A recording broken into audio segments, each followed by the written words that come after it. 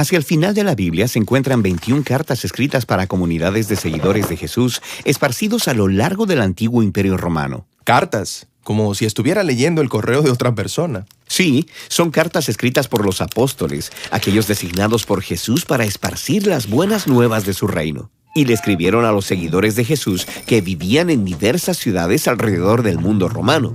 Estas cartas fueron todas escritas en un estilo de prosa denominada discurso. Ahora, si estoy leyendo una carta que no se escribió para mí, lo más probable es que haya mucha información de trasfondo que se asume, pero que no se menciona. Sí, exacto. Y eso mismo pasa con las cartas en la Biblia. Ok, entonces hablemos acerca de cómo leer las cartas del Nuevo Testamento de acuerdo a su contexto histórico. Pues hay 3 niveles del contexto histórico que debes tener en mente cuando estás leyendo las cartas del Nuevo Testamento.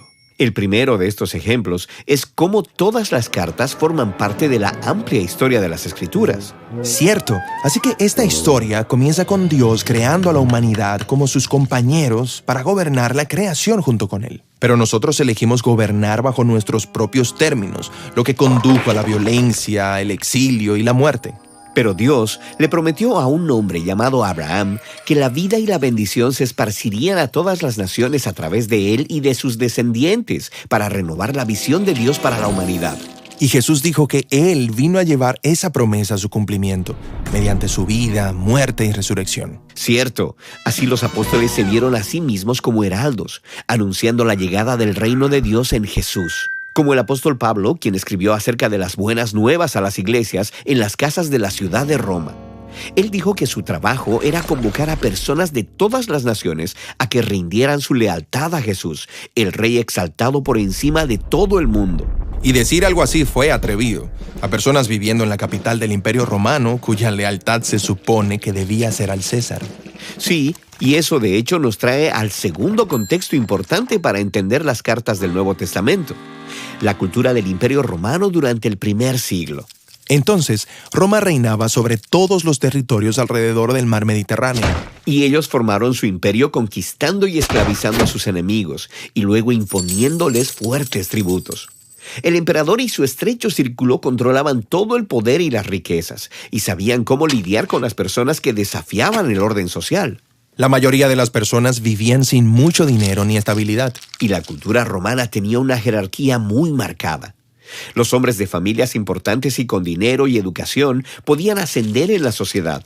Pero las mujeres, los esclavos, los niños y los pobres estaban siempre en desventaja y eran tratados como inferiores. Sin embargo, en una comunidad de personas que amaban a Jesús, todo el mundo era tratado con amor y con la misma dignidad. Sí, en el mundo romano era inaudito que personas de alto estrato social se asociaran con aquellos que estaban por debajo de ellos.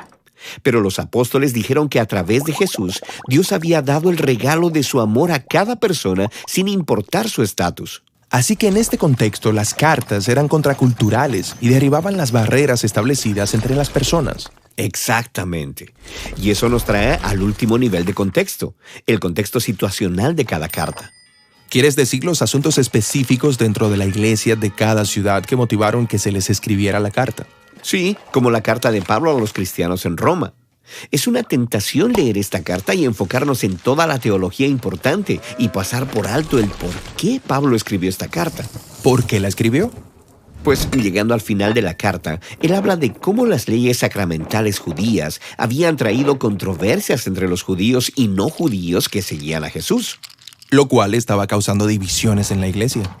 Y si lees con cuidado, notarás que algunos cristianos con un estatus social más alto estaban tratando con desprecio a los judíos seguidores de Jesús. Y los judíos cristianos le estaban devolviendo el favor, condenando a los cristianos no judíos como si fuesen seguidores de Jesús de segunda categoría. Exacto. Así que todas estas ideas y teología de la primera parte de la carta tenían la intención de abordar esos mismos problemas. Pablo reconoce que los cristianos romanos tienen entre ellos grandes diferencias en cultura, teología y estatus social. Pero él quiere que ellos se den cuenta de que están unidos en la fe en Jesús, quien es el verdadero centro de la iglesia. Bien, excelente. Pero si la carta fue escrita para otra persona, ¿qué gano yo? O sea, yo no vivo en la antigua Roma. Pues en estas cartas vemos a los apóstoles retando y transformando cada aspecto de la cultura y la vida del primer siglo con las buenas nuevas del Rey Jesús. Y al observarlos, adquirimos sabiduría de cómo esas mismas buenas nuevas pueden también transformar nuestra cultura. Ahora, hay un paso más que nos ayuda en nuestra lectura de las cartas del Nuevo Testamento, y es aprender a seguir el flujo de pensamiento de las cartas de principio a fin. Y de eso es lo próximo que hablaremos.